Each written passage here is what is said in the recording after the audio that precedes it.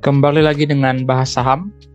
Pada kesempatan kali ini, saya akan kembali membahas salah satu emiten yang menurut saya masih cukup dikatakan memiliki potensi, walaupun memang emiten ini mengalami penurunan pendapatan 2 kuartal berturut-turut, dan secara tahunan juga sangat jauh menurun dari tahun atau periode sebelumnya, yaitu saham Global Mediacom atau BMTR. Jadi langsung saja ke fundamentalnya. Setelah emiten ini mengeluarkan laporan keuangan di kuartal ketiga, terlihat di sini untuk laba bersihnya memang hanya mencapai 492 miliar. Periode sebelumnya, kita perhatikan di sini dia mencapai 1,17 triliun. Sampai dengan kuartal ketiga, angka laba bersih ini mengalami penurunan sebesar 58,15%. Nah, memang di sini bisa kita simpulkan emiten ini mengalami penurunan signifikan di laba bersihnya. Dan apakah dampaknya itu akan berpengaruh terhadap harga sahamnya? Mungkin kita akan lihat dengan analisis lanjutan. Yaitu dari sisi ekuitas, di sini terlihat untuk ekuitasnya memang tetap mengalami peningkatan dari periode sebelumnya. Periode sebelumnya mencapai 14,9 triliun, di sini dia sudah mencapai 15,4. Untuk lebih memperjelas, kita melihat dari sisi grafik, untuk ekuitasnya di sini memang terlihat meningkat terus. Bahkan walaupun hanya mencapai kuartal ketiga, ekuitasnya sudah melampaui dari peningkatan tahun 2022. Begitu juga dengan laba bersih tadi, untuk lebih memperjelas pergerakan labanya, di sini kita bisa lihat sampai dengan kuartal ketiga 2023, laba bersihnya bahkan tidak mencapai setengah dari laba bersih periode tahun 2022. Dan memang dari tahun 2021 cenderung mengalami penurunan, teman-teman investor. Jadi dari laba bersihnya memang di sini terlihat performanya menurun. Baik, kemudian dari sisi EPS, di sini memang EPS-nya berbanding lurus dengan kenaikan laba bersihnya tadi, di mana disetahunkan hanya mencapai 40 untuk nilai EPS-nya. Sangat berbeda jauh dari periode tahun 2022 yang mencapai 71. Untuk saham beredarnya masih tetap sama seperti periode sebelumnya, yaitu 16,58 miliar lembar. Kemudian dari sisi utangnya, terlihat di sini utangnya tetap mengalami penurunan. Dari tahun 2022 yang hanya mencapai 9,2, di sini menurun kembali menjadi 9,1 triliun. Dari grafik terlihat jelas bahwasanya dari periode per periode 2018 sampai dengan kuartal ketiga 2023 jumlah utangnya menurun terus dan signifikan ya teman-teman. Kemudian untuk penambahan kas, di sini terlihat ada penambahan kas menjadi 331 miliar sampai dengan kuartal ketiga, yang artinya terdapat pemasukan dari sisi cash flow-nya. Dan kas pada posisi akhir kuartal ketiga ini mencapai 1,7 triliun, yang menurut saya juga cukup bagus. Baik, berdasarkan data keuangan tadi, di sini ada beberapa hal yang bisa disimpulkan. Untuk nilai bukunya, sebelum itu kita lihat dulu berapa harga emiten ini pada saat sekarang, yaitu berada di angka 268. Nah, angka 268 kita input di sini dan terlihat di sini nilai PBV-nya itu sangat kecil teman-teman, berada di angka 0,29, dan kemudian PER-nya itu berada di angka 6,77. Nah, dari sini terlihat jelas memang sebenarnya emiten ini masih sangat jauh di bawah harga wajarnya. Tetapi itu tadi ada perlu pertimbangan khusus karena emiten ini performa labanya sangat menurun signifikan ya, jadi perlu diperhatikan juga keputusan untuk mengambil ataupun menjual emiten ini. Kita lanjutkan dulu dari nilai PBV dan PER yang berada di angka 0,29 dan 6,77. Di sini terlihat nilai buku satunya itu berada di angka 929. Angka ini meningkat terus dari periode per periode karena di sini ekuitasnya memang terlihat cukup meningkat signifikan. Jadi harga PBV-nya akan meningkat.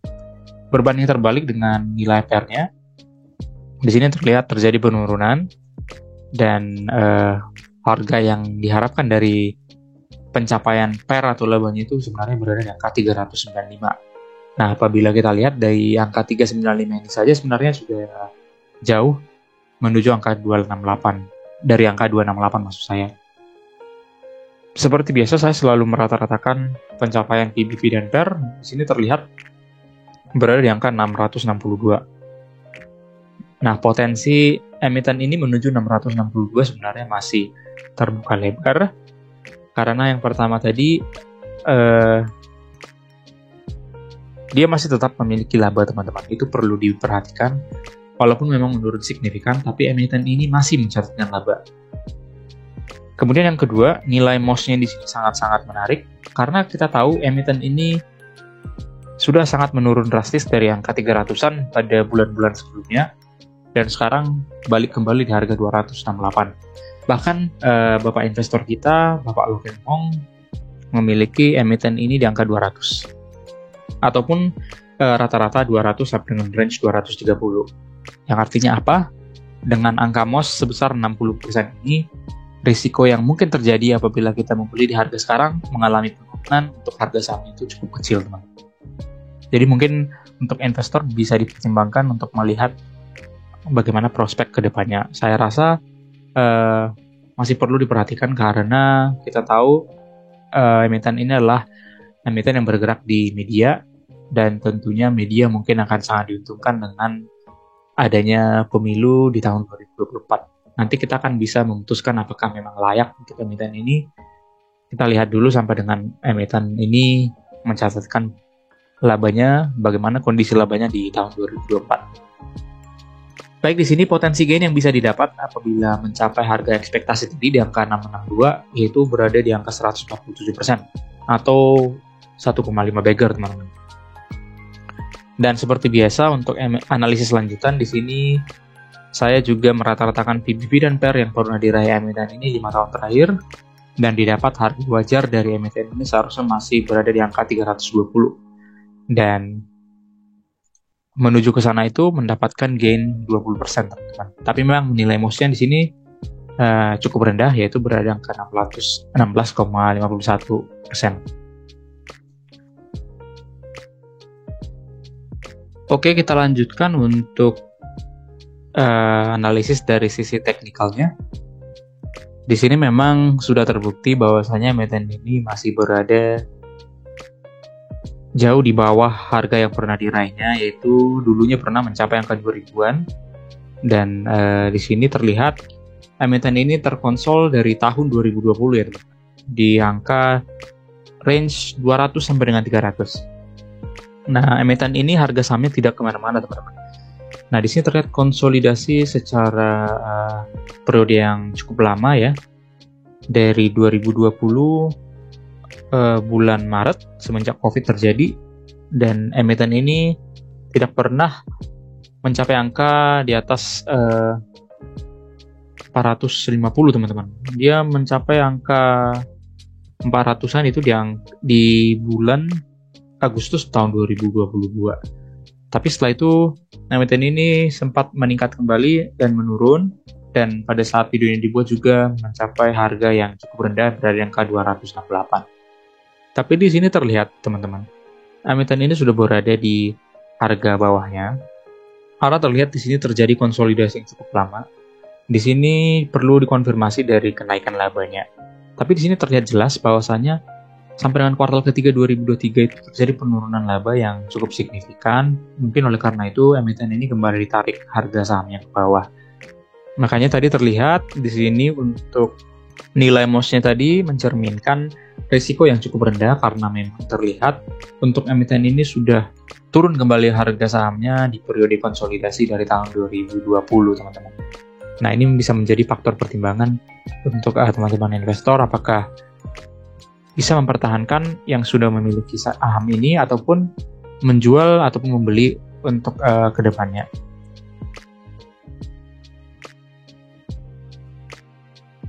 Dari sisi sentimennya di sini terlihat bahwasanya perlu diketahui juga, teman-teman, Bapak investor kita Pak Loh Keng Hong masih tetap menyimpan emiten ini. Dan mungkin bisa saja terjadi aksi korporasi yang kita tidak duga-duga teman-teman investor, seperti misalnya sebelumnya sudah pernah diwacanakan untuk melakukan merger antara anak perusahaannya, yaitu MNCN. Tetapi kita tidak tahu sampai sekarang realisasinya belum jelas terlihat. Tetapi kita tidak tahu ke depannya apakah memang akan segera dilaksanakan atau tidak. Itu tetap kembali ke manajemen dari si emiten ini. Nah, di sini terlihat prospek dari BMTR saat masuk tahun politik. Seperti yang saya jelaskan tadi, kita tidak tahu apakah memang nanti di kuartal keempat emiten ini akan mengalami peningkatan dari sisi pendapatannya ataupun labanya, karena di situ sudah mulai akan terlihat adanya suasana pemilu yang mungkin akan meningkatkan pendapatan ataupun penghasilan yang dapat diterima dari emiten ini.